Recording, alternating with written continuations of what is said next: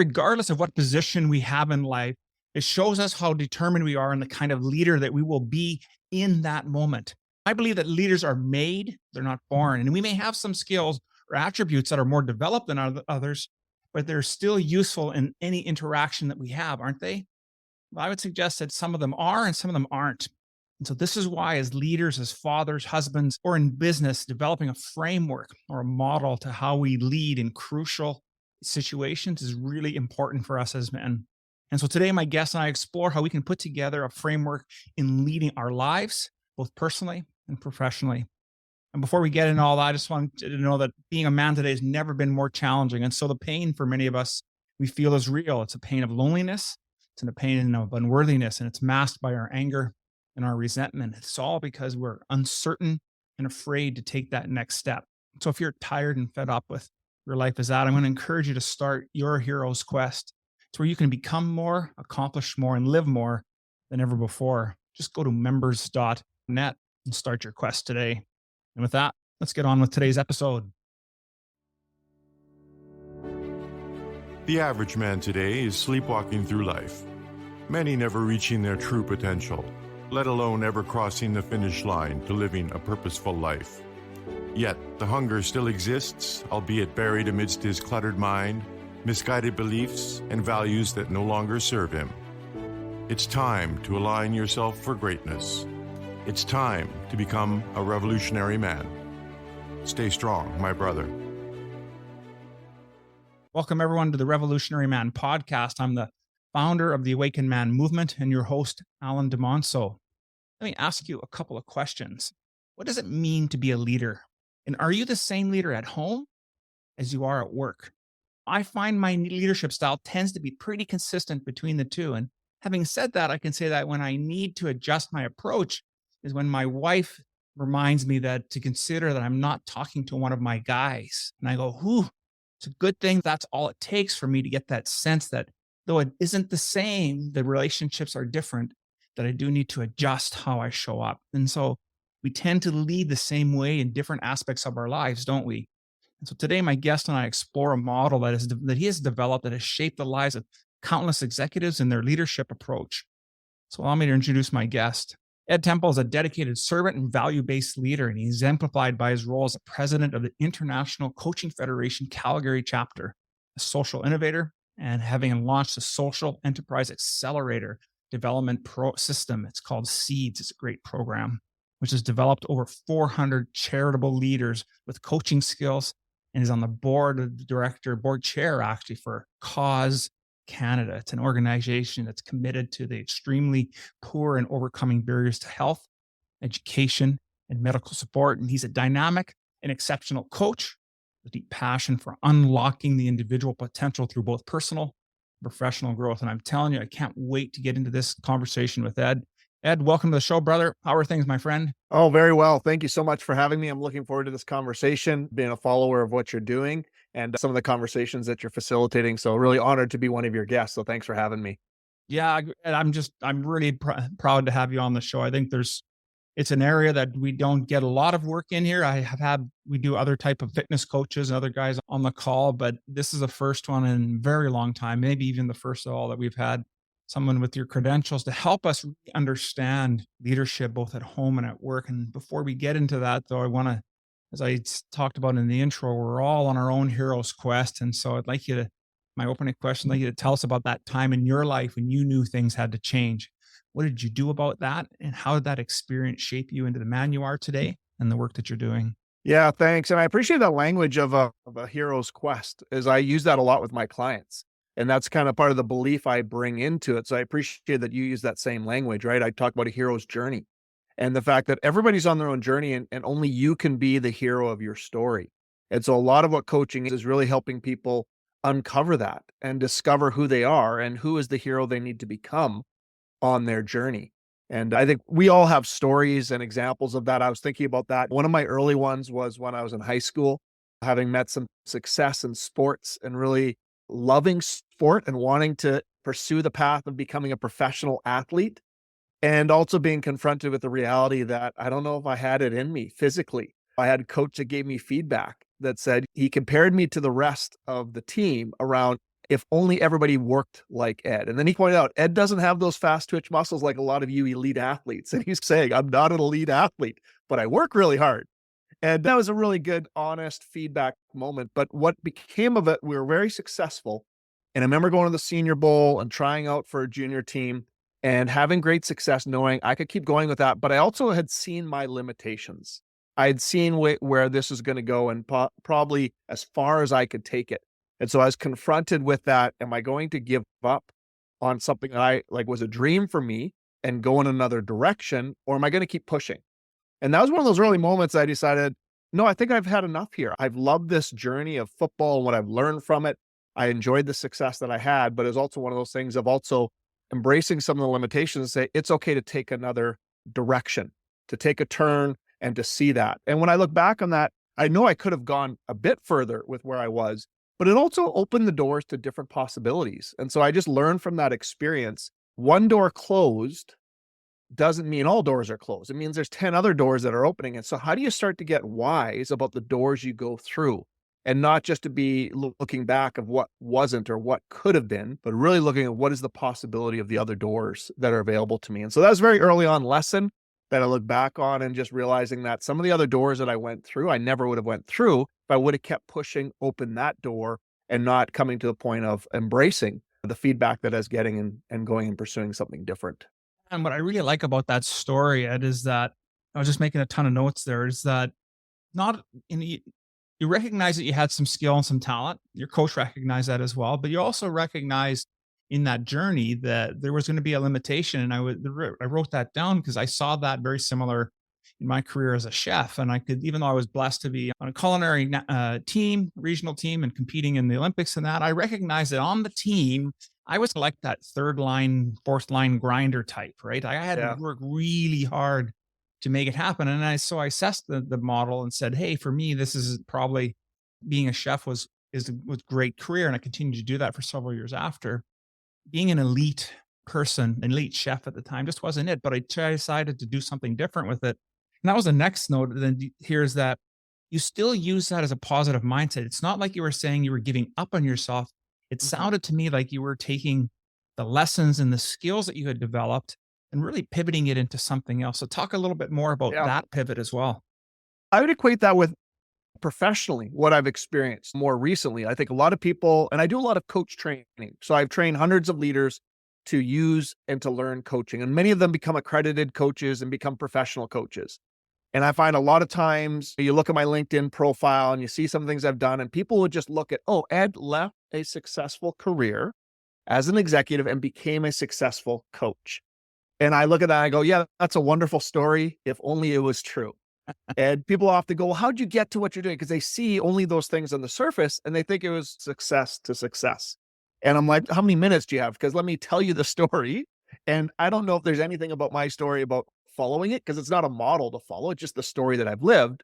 But I have learned over time is, again, it's that closed door. A closed door doesn't mean it's the end. It means there's other doors. How do you find those other doors to open? And so more recently, as I left one career to become a coach, was I actually failed at three other things trying to become them. It wasn't a coach that I was trying to do, is something different. So I tried to acquire a company. I lost out with another competitor. People that I knew, I was internal to that company, is a great opportunity, but I didn't get it. And so at the end of the day, I had to go, what am I going to do with that? I stayed with the company. I was able to help them pivot through a very big transition and help the new owners become successful. I felt very good about that, but that was a closed door where I didn't get it, but I kept coaching. The other thing was I tried to become a charitable work has been a big part of my career. I tried to become an executive leader in a charity that I believed very much in and was passionate about the work we did, microfinance around the world, passionate about the work, but realized the fundraising end and a lot of the work of what it was, I don't like that kind of work. And I realized it was a bad fit. So again, I tried to do something, found out it wasn't a good fit and felt I have to find something else. So I had to eject and try something else. That was when that company came up. And then thirdly, I became a partner in a company where they're starting a new line of business and they wanted me to lead the new line of business. All sorts of things came. And after a couple of years, it didn't work. That new line of business was not successful. Again, another closed door. But I kept sticking with what I loved, which is coaching. There's other things that I was doing as well. And that's the thing that became the open door for me. And it wasn't because that's what I'd originally set out to do. I love doing what I'm doing. It's just one of those things. I had a vision for other things that didn't come to fruition. And it's a matter of how do you just take those. And I've learned this from coaching. It's not about the goal or destination or the accomplishment. It's about learning Mm. each step of the way. And that's often with coaching when I do the coach training is it's not just about getting what you wanted out of the conversation, right? Accomplishing something or getting some action steps. It's about learning and growing first and then doing those other things. And so I've really learned to say every opportunity in life is an opportunity to learn and grow. And sometimes it's out of successes that you learn and grow. And sometimes it's not successes. It's a matter of looking at all of them. They're all part of that hero's quest of becoming something new, becoming your best version of yourself. And your best version of yourself is not just the victories and the Super Bowls and all those great accomplishments. And every great championship team and every great athlete or whoever you have as a hero or a model in your life, they all have those stories of things they try that didn't work out. And it's through developing that resiliency and courage that you eventually do get to those successes in life as well.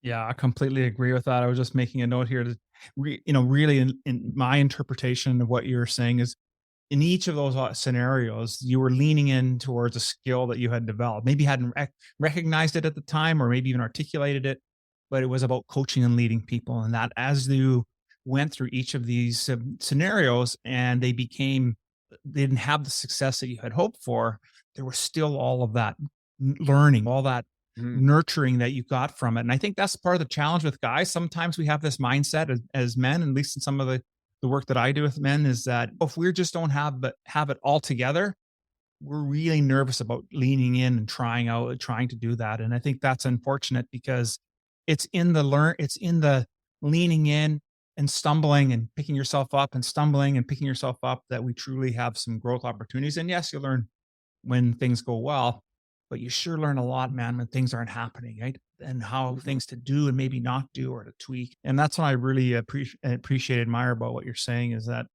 it's about having the right mindset and continuing to develop that. Thinking of us as fathers as well says, would you balance as a father, balance between your personal life and professional commitments, especially when you have such a high demand on coaching leaders or coaching individuals? Yeah, and that's a great question. And I often say this is I think I had it much more figured out when my kids were younger. It was a different environment. My kids are all teens now, so I have 3 teens, and I say I don't think I have anything figured out now. But when they're younger, it's a little simpler. But I'm still on that learning journey of how to figure that out. Of what does it look to transition from? I'd say when kids pre 12 to 14, they look to their parents very differently. Hmm. And after they come to that point, 12 to 14, there's been some great things written about how you can't then correct or tell kids what to do. They have their values. What you could do is reiterate and build on the values that they already have. Up to 12, you get to instill values, you get to teach, you get to educate, you get to model and lead, and they follow in a particular way. But once they start to form that identity themselves, you have the chance to challenge it, to reiterate it, help them connect with what their values are becoming, and really shape it in a different way. So I see the journey of parenting is you have to, in a sense, reinvent yourself. You have to look at it differently of what it looks like to parent teens looks very different. Same thing with as they become young adults. My son is 19 now, and we talk often about adulting is hard. And I don't have all the answers to adulting. I've said to him before, one day you'll realize your dad is just a boy in an old man's body. You're like, you'll get it. And I go, I get that about my dad. Now I realize I thought my dad had all the answers. And I realized, no, he was still trying to figure out life too. Yeah. And that's part of the journey is that you expect that people like parents have all those answers. And so it requires that ability to reflect and learn and grow. So I've had some recent conversations with my kids about how to receive feedback. So I take what I do professionally when I can into the home and it's applicable and they're receptive. It doesn't always work, but I try that at times. And that can be really helpful. And at the Yeah. same time, there's that modeling of I don't have all the answers. I'm still on a journey of growth as well. And so that also takes that humility of, you know what, I wasn't my best yesterday. That was not a good response that you got from me. And being able to go back and have those conversations and say, I'm still trying to figure this stuff out as well. And so that idea of being vulnerable of we're all on that journey. I think that's a big part of modeling to our kids is how are they become the best version of themselves. And we're here to help partner and be friends with that and be a parent role. Yeah. But what it's going to look is going to look different throughout life as you age and as you go through different seasons. So how do we have a good relationship where we can support and help each other.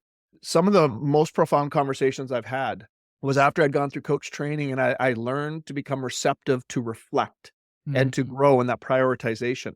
And I've told my son this many times. He was about 7 years old and I came home from work one day and this is that balancing. And I wasn't doing a good job of balancing. And he said, how come work gets the good daddy and we get the grouchy daddy? Ooh. Oh boy, did that cut me deep. And that was that feedback in the moment. And I know at the moment because he's a sensitive, kind kid, I could very easily put that off and talk him into, oh no, you're not really seeing it right. That's not true. I'm not always like I could make excuses. Yeah. But in that moment, that just really cut me deep. And I was like, okay, there's something wrong here. And what's wrong is not the observation from my son. What's wrong is how I'm showing up at home. And I realized I go to work and I do what I do, and it's for those people I love and I care for my family. I had reversed those Mm. things. I had prioritized that, and my son innocently made the observation. Similarly, like you said earlier, my partner in life, my wife Hannah, I think it was the same day I went upstairs and I used to have this habit of, I used to do this deep sigh. And she never said anything for a long time, but it really stressed her out because that was me letting all my stress off from the day out. And is in that breath. And I remember she just said to me, said, you know what? That really stresses me when you breathe like that. And what would help is if you just took those breaths in the car before you came inside. I was like, oh, good feedback. Yeah. Mhm. But that was a really kind of catalytic moment of saying, I got to reverse that. Yeah. Homes first, work second. And if I don't reverse that now, there's going to be a problem because at the end of the day, work comes and goes. It's part of who we are. It's a huge part of I love doing what I do, and it's really important to what I do. It's not all of who I am. And at the end of the day, nobody from work is going to be speaking about the life I lived and the legacy I left behind. It'll be the people that I love and I care and I invested in. And that was just a real wake up call to say, I got to reverse the order of those things. And that's really helped me through it. I'm still ambitious, still doing lots of work, but I just look at it differently around what's happening as home is the paradigm or the framework to look at the rest of life. And work is one of those things that I do and I'm passionate about, but it's not everything. Yeah, no, I hear you totally. And a lot of the work we do here with the Awakened Man and our group mentoring program, the Band of Brothers, is really, I ask guys to really be reflective on themselves and to look first, Mm, at what we can do, because it's how we're showing up is what's impacting and influencing the things around us. And so if we're not happy with the way things were being received, maybe take consider about how we're showing up. And so I really like that story about with your son being so perceptive at 7 to say that, and then for you to have the courage to not deflect and deny and to actually lean into that. And that's a great lesson for us who are parents and at any age, just 7, the teenagers. My kids are in their late 20s, early 30s now. And sometimes dad's cool again. And sometimes I'm still not sure if they think I know anything. But when we can be more real to them and let them know that, hey, I don't have all the answers, it makes a lot of sense. And the comment of the sigh with your wife as well, just really resonates with me because we forget, we don't know from body language and how we're showing up, just the impact. And so it tells me also a lot about the work that you've done as a couple and mm, be able to have that kind of a conversation and to be able to do something. I think that is really important as well. So you wrote a book. It's The Leader as Coach, and I really wanted to dive into that material today. And so if you can take us through a little bit of your coaching model, actually, maybe before we get into the model, how did you come up with the idea for the book? What was the catalyst for it? And what would people expect when they pick it up and start to implement it? yeah. So a big driving factor behind it is making as I learned this coaching stuff and I got good at it and I moved more into the space, I remember thinking like, this is not some magic thing. Like it's just a human skill.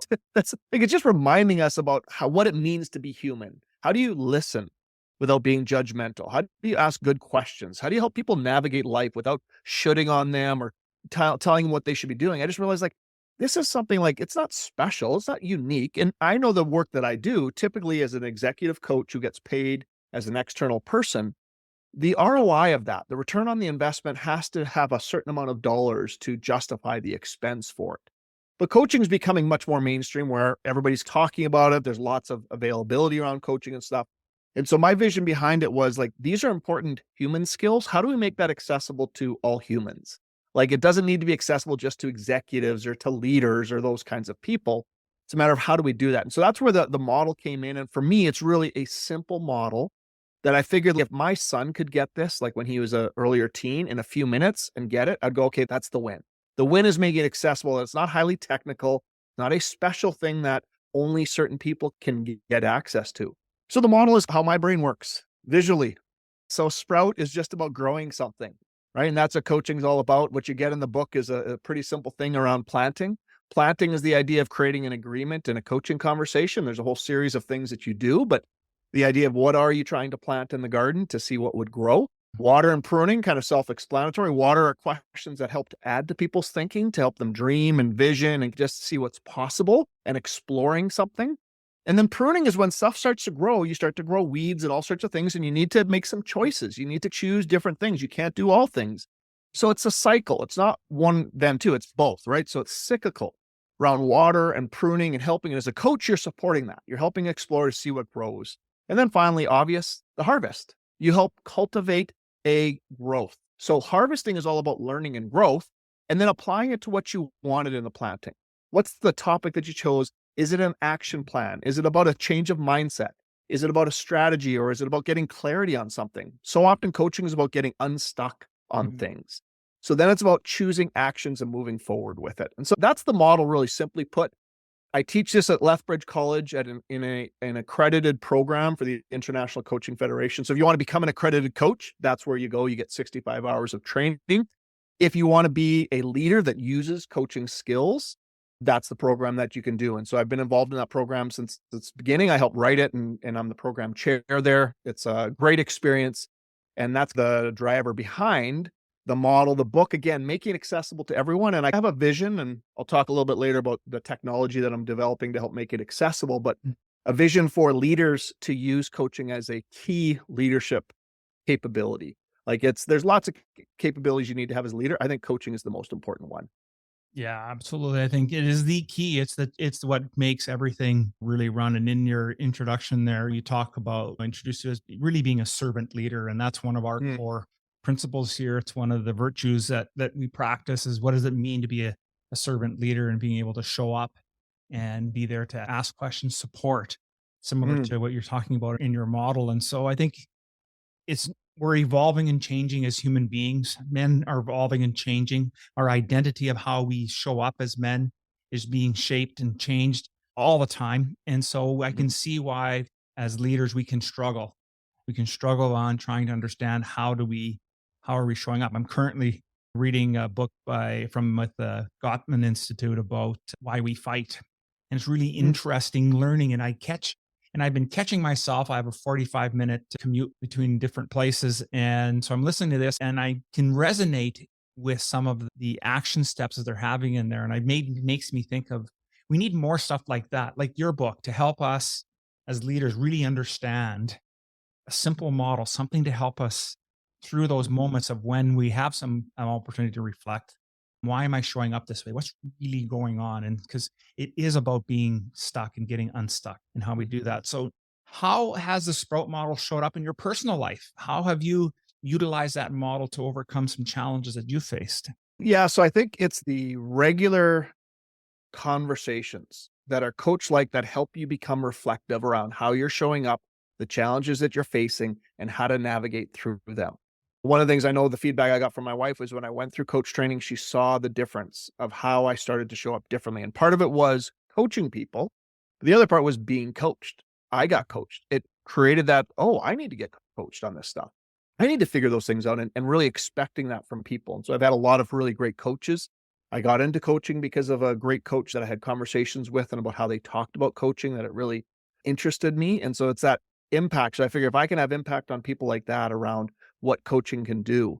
And so I would say that's an easy way, but I'd say the model also just helps with some of the skills of coaching. You don't have to follow the model completely to benefit from coaching skills. I remember I worked on a team and they had some coaching background. They were the most junior person on a team. Mhm. And I remember we would get into heated debates, and sometimes I'd be butting heads with somebody, and they always asked a great question that helped us get unstuck as a team. They'd ask a question, and suddenly we realize, okay, yeah, that's a good question. Like we're more on the same page than we are not on the same page, but I wasn't seeing it. The question created the change. And that's one of the great powerful things about coaching is that just by asking a question, you change people. It's not the answer. It's actually being asked the question. There's a lot of good examples of that is when you ask the question, people start thinking differently before they even answer it. So you can see that on teams with direct reports. One of the ways that I've been the most impacted and successful with coaching is coaching up my leader. Mm. I became a great coach to my leader that they ended up trusting me so much more and depending on me because they saw me as not somebody who just needed to get things from them, but I was there to support them and help them be their best by asking them good questions. And that was a lot of my success, was how I was able to coach up and coach over to people who I didn't have any authority through role or responsibility, but I had influence and impact through coaching. Yeah, I love that. Absolutely. But with the idea of really how we manage ourselves in terms of coaching up and across. And I think it really goes to show how we're truly effective as leaders. And I Mhm. think that's part of our work to do as well as in our home environments is to how can we be that same and have that same model in doing that. And so the Mhm. next thought I had was you've been coaching so many executives and leaders at different levels of organization that what are you seeing today anyways are the most common challenges that leaders are facing today, and how does your model help them address that challenge? Yeah, so I think one of the ways, there's lots of ways, but one of the ways is the speed of change that's happening, the sense of overwhelm. Like, it's Mm, interesting. I coach in so many different environments, so many different leaders, and how often people think what they're going through is unique, right? The overwhelm and what's happened in a post-pandemic world, and now with AI and so many things changing, and this sense of not being able to keep up. And in coaching, where I find, and again, I don't teach or tell people, but when people discover it through coaching, is it's a change of mindset that it's not about keeping up. It's like the ocean and trying to stop the waves. It's no, you got to get on top of them and ride them. mm, That's the change of mindset, is that you can't keep up. Give up. Don't even try. It's not going to happen, but you can ride it and be effective if you learn how to elevate. And that's the whole thing, is that the idea is not to keep up, because if you're trying to keep up, you're losing. It's the idea to get up above it, because if you're going to keep growing, the challenges will get bigger, not smaller. And if you're having a hard time with the challenge that is today, then you're not going to be able to go to that next challenge and what might be tomorrow. And a lot of that is around beliefs and mindset. And so coaching really is about, where it really leads to is about beliefs, values, and identity. yes. Typically it comes through the form of, I got this problem, right? I got a difficult person. I got work-life balance. Like, it comes through topics, but really those topics are a door to helping people try to just investigate, who are they and who are they in the midst of this role and these kinds of things. And it's dealing with those kinds of things. So not every coaching conversation gets there, but as a seasoned coach and one who's been doing this for a while, I know that's what's underneath it. And we'll just see when and where and how they're willing to explore those things. And not everyone's there. I don't take people there to make them explore it. It's a matter of, when did they discover that? And I remember I was working with a person in a role, and I got to coach them like 10 times was our agreement, 10 sessions, right? Having these conversations, always dealing about project management, logistical stuff, like really tangible things. And just being like, this is where this person's at. That's totally fine. But I remember it was in like our last or second last session. They suddenly just had this realization of, who cares about all this stuff? Who am I? And that was that they stumbled upon that question. And I was sitting there going, oh yeah, there it is. Interesting. But they got there themselves. It wasn't me. Yeah. You need to ask this question. Like, that's, people aren't there. That's a big part of coaching, is you calibrate to where they are and Mm, see where they might be able to go, see what possibilities there are. But when they discovered it, I was just not surprised. I'm like, okay, that's interesting. Yeah. It's in this last session that you've suddenly said, wait a second, who am I without this job? Who am I beyond these things and beyond the things that I need to do? Yeah, those things are important, but really asking those questions. And so it's a great opportunity to partner with people to explore those kinds of things, to get to that place of, oh yeah, that's a more profound, that's a deeper question. Maybe that's a question I need to consider a little bit more. what I really like about what you're saying there, Ed, is you're talking about, and throughout our whole conversation today, you just articulated it. It's meeting people where they're at. Yes. From the story with your son and your wife, and those other situations of different opportunities, you were really meeting people where they're at, and meeting yourself where you're at, just Yeah. as importantly. And I think at times, as guys, I'm an A type personality, right? So I'm ready to dive in, and I have to catch myself just to slow down. I'll just take a breath, and trying to get to the end state right away. And so that's what I really appreciate. And I hope listeners are catching that nuance about that happen. Meeting people where they're at is just as powerful in our personal life and in our Well, for ourselves. Go ahead.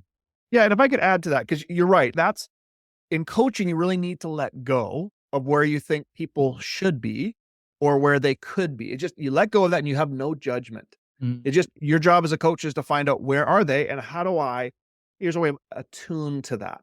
Everybody is attuned, and we're a tuning fork that needs to find that tune with them. Be there with them and resonate with them. Because there's a thing that happens in that resonance of connecting, of safety and trust, and then discovery happens. So you have to let go of the expectation of where it needs to be. And when you get in tune with somebody, it's powerful. Because here's the reality is like the neuroscience of coaching is that when people go through an aha moment, they have an insight like, oh, I see what's going on. A coach can never give that to a person. I know what it's like to cultivate a conversation where that might happen, but I can't give it to somebody.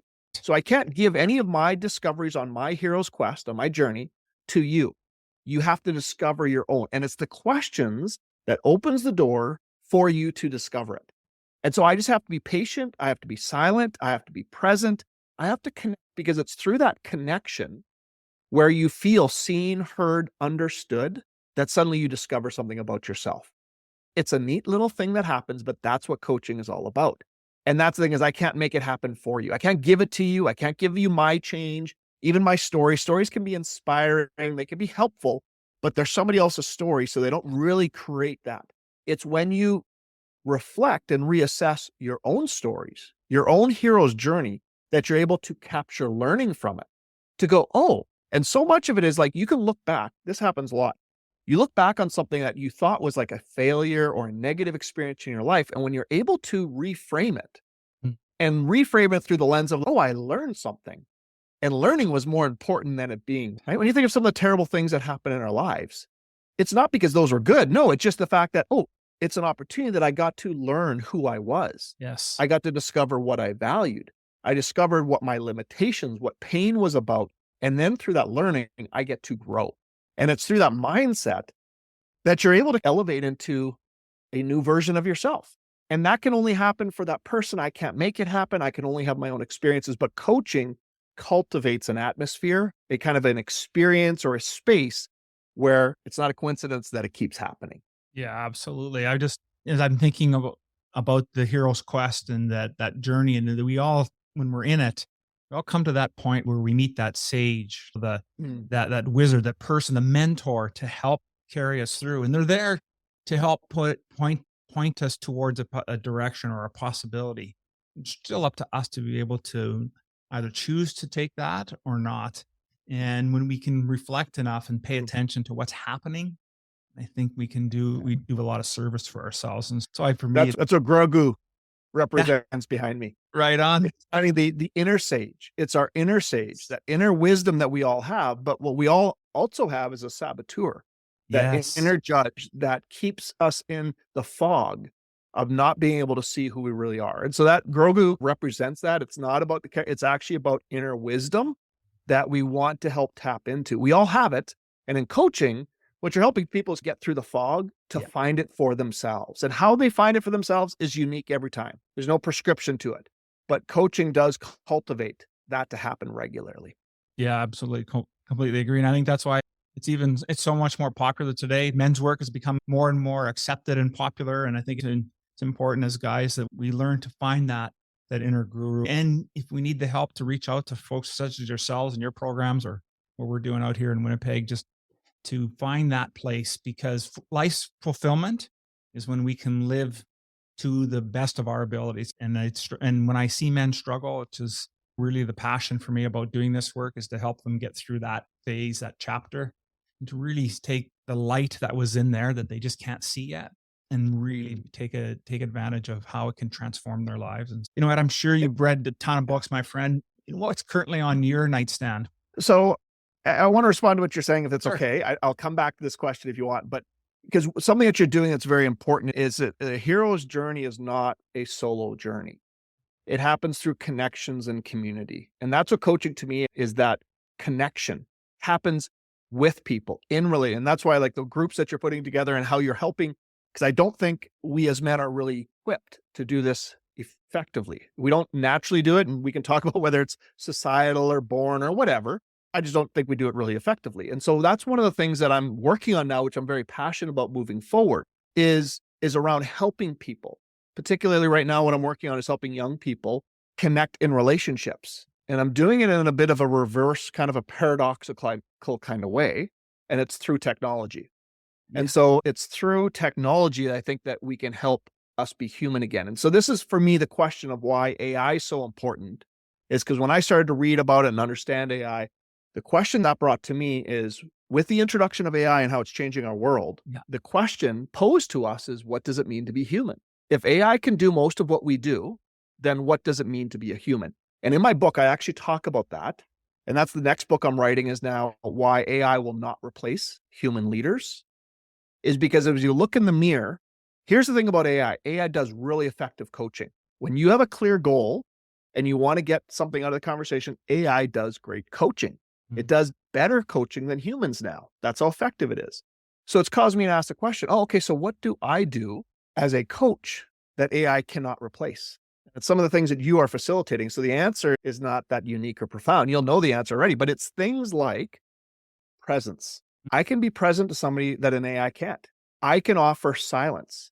And in silence is where transformation happens. So it's being present and silent that people change.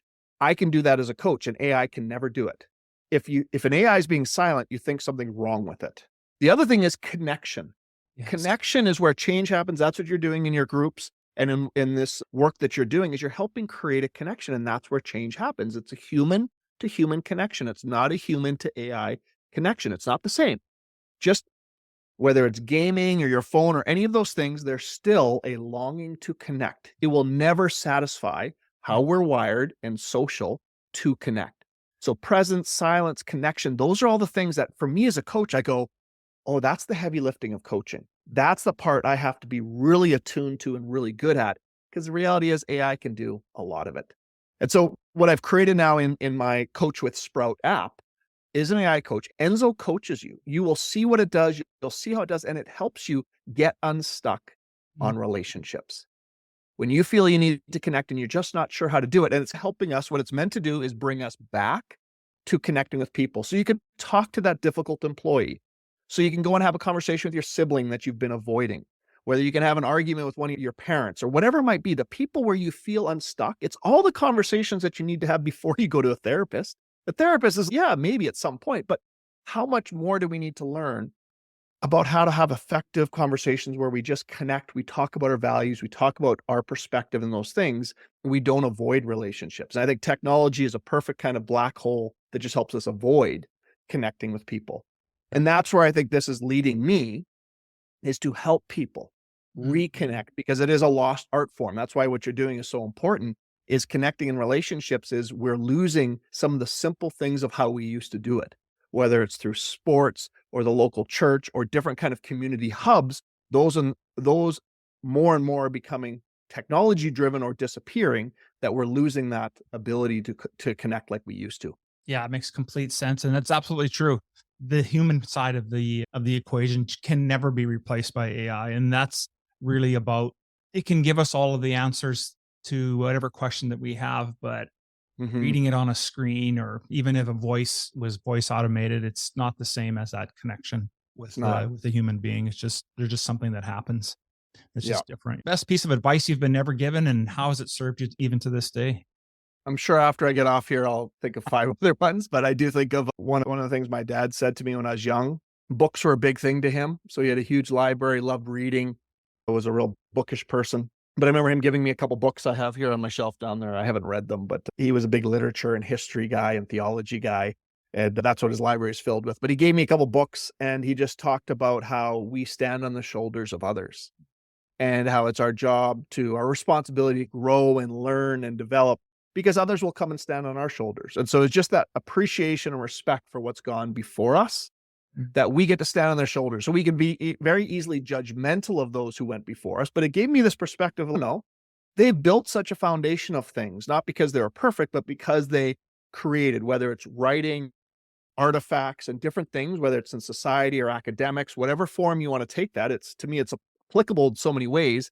And now we have this great privilege of just standing on their shoulders and seeing far beyond they could have, farther than any of them could have at their time. Yeah. But then the idea of, oh yeah, and somebody else is going to do that to us. So we also serve in a way to, who's that person looking at, standing on our shoulder to be able to look further. So now I'm in that phase of, oh, that's my kids. That's that generation. So how do I do something that helps them see further than I ever could have? And also realizing that I have limitations on what I can see because I'm a product of my generation, all these kinds of things. And that's okay. It's just a matter of how do you help the next person? And that was just really great advice I got from my father many years ago. Man, I love that. That's outstanding. Out of everything that we spoke about today, maybe there was something we didn't get a chance to touch on. If there was one takeaway you'd like our listeners to have, what would that be? I've appreciated the conversation. Thank you for it. I think there's lots more that we could talk about. I think for me is to see the future as many doors.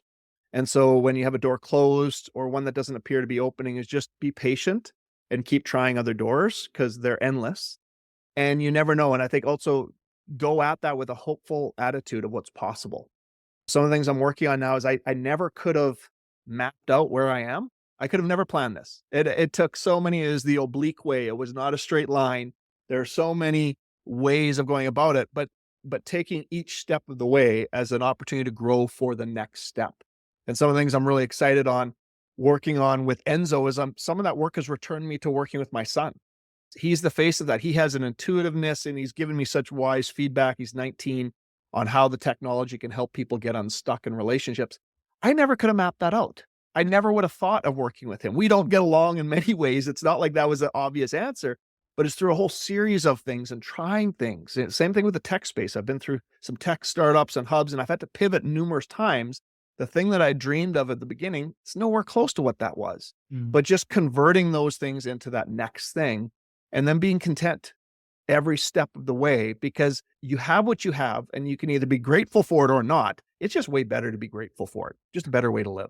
Yeah, absolutely. What a great way to sum things up. And I just love that truth bomb there, and really looking at as fathers to look back and look at all the wisdom we can get from our children and being able to utilize that in the work that we're doing, because they are a product of their generation and how they see things, right? Even though we're living it with them, they are coming at it from a totally different perspective. So Ed, I just want to say thank you so much, my friend, for showing us the way of how we can utilize any type of framework to help us be better leaders, husbands, and fathers. And so if men are interested in getting a hold of you or participating in your work, what would be the best way for them to do that? So I'm on LinkedIn. So Ed Temple is the best way. The book is on Amazon. The Leader is Coach. Program chair at Lethbridge College. So if you're interested in coach training, look up the program there. There's a cohort starting. We run that cohort like 3 times a year. And feel free to reach out. I'm always happy to have a conversation, have an online coffee or in person. And I really look forward to just connecting with others who are on this same journey and either being a resource myself or pointing you to resources that have been helpful to me. Right on. I'm going to make sure all that information's in today's show notes so folks can get a chance to reach out to you. Once again, my friend, thank you so much. Loved our conversation. Thanks. Appreciate it.